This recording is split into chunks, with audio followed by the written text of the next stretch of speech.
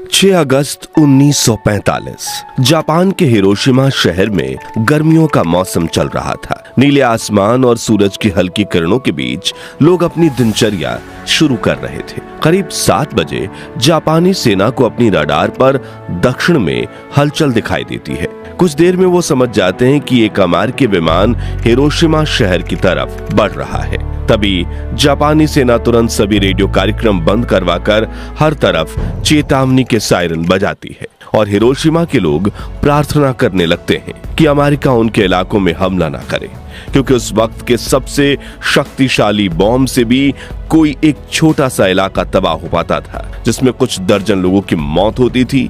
लेकिन जापान ये कहां जानता था कि आज उस पर एक ऐसी कयामत बरसने वाली है जो एक ही झटके में पूरे के पूरे शहर को जलाकर राख कर देगी। दरअसल अमेरिका का ये विमान जापान का दौरा करने आया था और जापानी सेना चाहती तो अपने लड़ाकू विमानों को भेजकर इसे रोक भी सकती थी, लेकिन 1945 आते आते जापान की आर्थिक स्थिति इतनी खराब हो चुकी थी कि विमान को उड़ाने के लिए जापानी सेना के पास पेट्रोल तक नहीं था। इसलिए इंतजार किया गया और वो विमान जापान के एयर स्पेस से वापस लौट गया। करीब 8 बजे खतरे के सायरन बंद कर दिए गए और लोग अपनी दिनचर्या में लग गए। बच्चे स्कूल पहुंच चुके थे, कुछ लोग दफ्तर जा रहे थे, कुछ बाजार और कुछ घरों में चाय की चुस्की ले रहे थे। लेकिन हर जापानी की जिंदगी मुश्किल दौर से गुजर रही थी। दुकानों में अंडे, दूध, चाय और कॉफी पूरी तरह से गायब हो चुके थे। लोग भूख से मर रहे थे।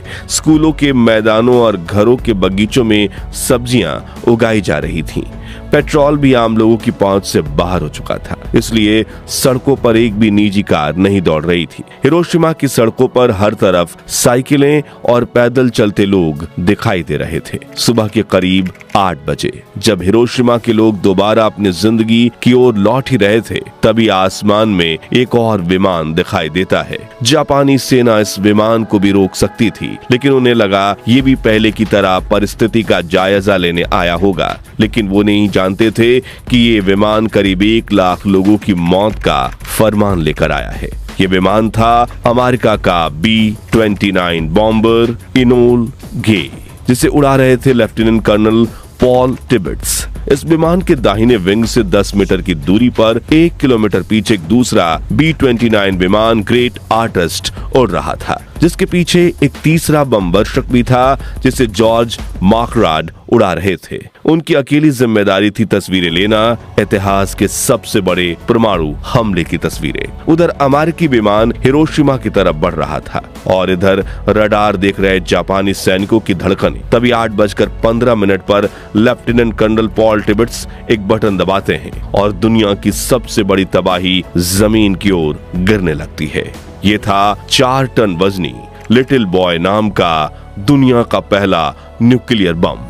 इस बम को हिरोशिमा के अओई ब्रिज पर गिराना था, लेकिन हवा इतनी तेज थी कि अपने लक्ष्य से 250 मीटर दूर शीमा सर्जिकल क्लिनिक की तरफ बढ़ने लगता है। करीब 43 सेकंड्स तक नीचे गिरते हुए इस बम को हिरोशिमा के कई लोग अपनी आंखों से देखते हैं, मगर वो कुछ समझ पाते उससे पहले ही जमीन से करीब 600 मीटर ऊपर हवा में ही लिटिल बॉय ब्लास्ट हो जाता है। आसमान में अचानक एक तेज रोशनी फटती है और जो लोग जमीन पर थे उनकी आंखें पलक झपकने से पहले ही जल जाती है और फिर एक जोरदार धमाका।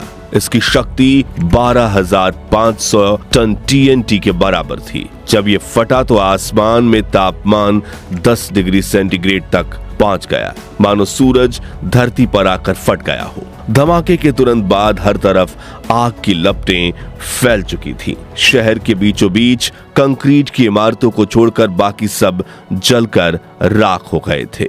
विस्फोट का असर इतना तेज था कि ग्राउंड जीरो से 15 किलोमीटर दूर हर इमारत के खिड़कियों के शीशे चकनाचूर हो गए। पलक झपकते ही हिरोशिमा की 2/3 इमारतें धाराशाही हो गईं। विस्फोट के चारों तरफ कई किलोमीटर तक आग की आंधी फैल गई। करीब 4000 डिग्री सेल्सियस तापमान पर उठी आग के इन लपटों ने पेड़ पौधे, जीव जंतु, जानवर और इंसान किसी को नहीं बख्शा और एक क्षण में ही हिरोशिमा की 2.5 लाख आबादी से 30 80% यानी 80,000 लोग जलकर भाप बन गए। हिरोशिमा पर बम गिराने वाले पायलट पॉल टिबेट्स बताते हैं, जैसे ही विस्फोट हुआ, एनोला गे के आगे के केबिन में रोशनी फैल गई। मैंने अपने दांतों में एक अजीब सी सिहरन महसूस की। विमान के पिछले हिस्से में बैठे हुए टेल गनर बॉब कैरन ने अपना कोडक कैमरा उठाया और नीचे के दृश्य की तस्वीरें लेने लगे। नीचे के बैगनी बादलों के बीच सफेद धुएं का एक रेला 3000 फीट तक उठा और उसने एक मशरूम की शक्ल बना ली। रेडिएशन से बना एक ऐसा जहरीला मशरूम जो आने वाले कई दशकों तक हिरोशिमा के लोगों को तड़पाकर मारने वाला था। 13 वर्षीय सेतुत्सुको थर्लो, जो उस समय स्कूल में थी, बताती हैं, मैंने एक तेज सफेद रोशनी देखी और फिर सब कुछ काला हो गया। जब होश आया तब मैं मलबे में दबी हुई थी। मेरी सहेलियां चीख रही थीं, कुछ की आंखें निकल आई थीं, कुछ के शरीर से खाल लटक रही थी। मैं बस रेंग कर बाहर निकली, लेकिन वहां बाहर कोई दुनिया ही नहीं बची थी। आग की लपटें मेरा पीछा कर रही थी। मैं बहुत तेज भागी, तभी पीछे से मुझे एक जानी पहचानी आवाज सुनाई थी। वो मेरी सहेली थी जो मलबे के नीचे फंसी थी। मैंने उसे निकालने की कोशिश की, तभी आग की लपटों ने उसे मेरी आंखों के सामने जला दिया। मैं और तेज भागी, लाशों के ढेर के बीच से जैसे तैसे करके एक पहाड़ी पर पहुंची, और जब मैंने पीछे मुड़कर देखा तो मुझे मेरा शहर नहीं बल्कि आग का जलता हुआ नर्क दिखाई दिया। उधर हिरोशिमा के पूर्वी इलाके में एक ट्रेन शहर की तरफ बढ़ रही थी। अचानक जवानों ने चलती ट्रेन रोककर सभी पैसेंजर्स को नीचे उतर जाने के लिए कहा। डिब्बों को इंजन से अलग कर दिया और वहीं रोक दिया गया, लेकिन इंजन आगे बढ़ता चला गया। लेकिन वो बहुत आगे नहीं जा पाया, क्योंकि रेलवे लाइन पैदल शहर छोड़कर आने वाले लोगों से भरी हुई थी। उनमें से कुछ लोगों की त्वचा उनके चेहरे से लटक आई थी और कुछ की बाहें इस तरह झूल रही थी जिस तरह दीवार से आधा फटा पोस्टर झूलता है। कुछ लोग बहुत धीरे चल रहे थे और उनके मुंह से सिर्फ आवाज निकल रही थी, पानी पानी पानी।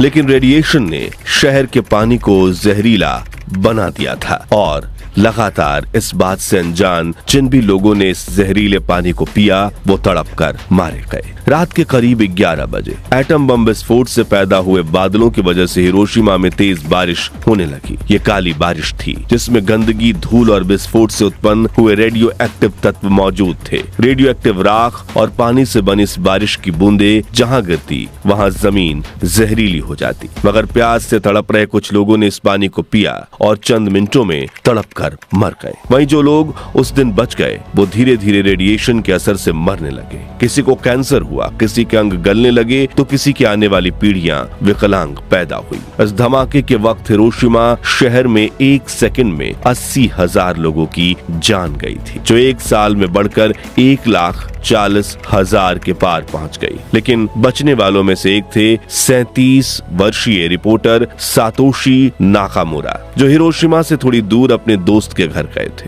जब एटम बम फटा तो उसके असर से वो जमीन पर गिर पड़े और उनके चेहरे को टूटे शीशों ने घायल कर दिया। तभी उन्होंने तुरंत अपनी साइकिल उठाई और हिरोशिमा की तरफ बढ़ने लगे। जब वो दोपहर तक शहर में पहुंचे तो उनके पैरों तले जमीन खिसक गई। हर तरफ सिर्फ लाशें थीं, जलते हुए शव, बदहवास बच्चे, मलबे में दबे लोग और सड़कें जो अब पहचान में नहीं आ रही थीं। नाकामुरा पहले पत्रकार थे जिन्होंने हिरोशिमा की तबाही को अपनी आंखों से देखा। सातोशी ने वहीं से ओकायामा स्थित डोमी न्यूज एजेंसी के दफ्तर में पहला डिस्पैच डिटेक्ट किया। 8:16 पर दुश्मन के 2 विमानों ने हिरोशिमा पर एक असाधारण बम गिराया। शहर पूरी तरह से तबाह हो चुका है और अनुमानित 1,70,000 लोग या तो मारे गए हैं या गंभीर रूप से घायल हैं। फोन लाइन के दूसरी तरफ बैठे ब्यूरो चीफ को यकीन नहीं हुआ। उन्होंने नाकामुरा से कहा, यह संभव नहीं है, एक ही बम से कैसे इतने लोग मर सकते हैं? सेना भी मानने को तैयार नहीं है, आप रिपोर्ट में संख्या थोड़ा कम करें। नाकामुरा का चेहरा अब भी खून से लथपथ था। उनकी आंखों में गुस्से और सच्चाई की आग थी। उन्होंने बिना रुके टेलीफोन पर चिल्लाकर जवाब दिया, सेना मूर्ख है, उन्हें नहीं पता कि हमने नर्क को जिंदा देख लिया है। हिरोशिमा में हुए इंसानियत के सबसे बड़े नरसंहार की खबरें पूरी दुनिया में फैलने लगी।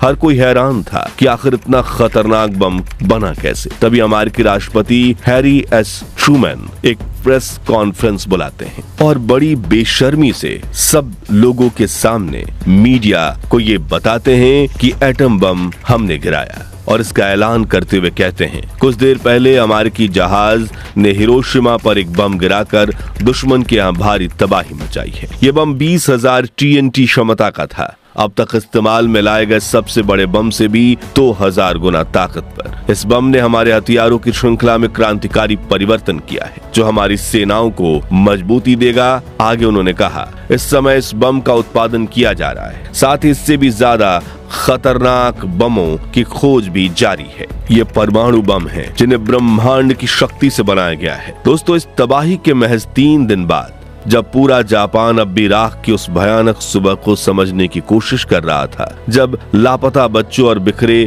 शरीर की पहचाने करना भी संभव नहीं हो गया था, उसी समय 9 अगस्त 1945 की सुबह फिर वही नीला आसमान था, वही गर्मी थी और वही बेखबर लोग थे। लेकिन इस बार निशाना था जापान का एक और शहर, नागासाकी। सुबह करीब 11 बजे अमेरिकी बम वर्षक विमान बॉक्सकार करीब 10,000 मीटर की ऊंचाई से नागासाकी के ऊपर पहुंच चुका था। पहले इसका निशाना जापान का शहर कोकूरा था, लेकिन मौसम खराब होने की वजह से वो सीधा नागासाकी की ओर मुड़ गया। 11:02 पर लेफ्टिनेंट कर्नल चार्ल्स स्वीनी ने फैटमैन नाम का दूसरा परमाणु बम गिरा दिया। ये बम पहले बम लिटिल बॉय से कहीं ज्यादा शक्तिशाली था। इसमें प्लूटोनियम का इस्तेमाल किया गया था। जैसे ही बम नीचे गिरा, पूरा आसमान पीली और सफेद रोशनी से फट पड़ा।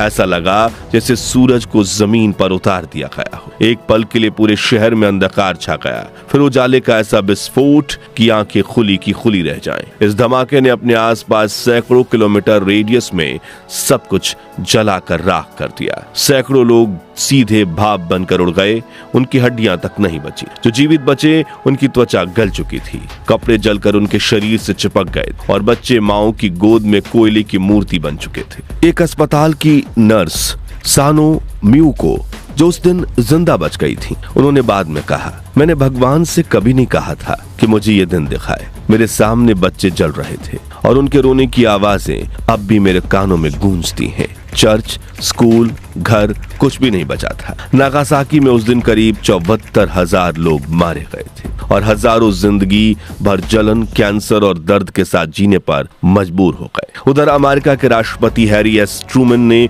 एक बार फिर कॉन्फ्रेंस में कहा, जापानियों को अब तक पता चल चुका होगा कि हमारा परमाणु बम क्या कर सकता है। अगर जापान ने अभी भी आत्मसमर्पण नहीं किया तो हम और हमले करेंगे और दुर्भाग्य से इसमें हजारों नागरिक मारे जाएंगे। 2 न्यूक्लियर अटैक्स और 8 अगस्त को सोवियत यूनियन की तरफ से जापान के विरुद्ध मोर्चा खोल देने पर जापान के सामने कोई चारा नहीं बचा और इस दूसरे हमले के 6 दिन बाद जापान ने अमेरिका के सामने आत्मसमर्पण कर दिया। दोस्तों, हिरोशिमा और नागासाकी की ये कहानियां सिर्फ इतिहास नहीं, यह इंसानियत की सबसे कड़वी सच्चाई है। लेकिन फिर भी आज परमाणु शक्ति को शांति का प्रतीक कहा जाता है। लेकिन क्या यही शांति है, जहां एक बटन दबाते ही लाखों जिंदगियां भाप बन जाएं? और क्या न्यूक्लियर पावर ही भविष्य में मानव सभ्यता को तबाह करने का कारण बन सकती है? अपनी राय हमें कमेंट्स में बताएं। इस वीडियो को जितना हो सके लाइक और शेयर करके इतिहास के इस दर्दनाक सच्चाई को पूरी दुनिया तक पहुंचाइए और ऐसी ही सच्ची झकझोर देने वाली कहानियां सुनते रहने के लिए हमारे चैनल को सब्सक्राइब करके पास वाली घंटी जरूर बजा दीजिए। जय हिंद, जय भारत।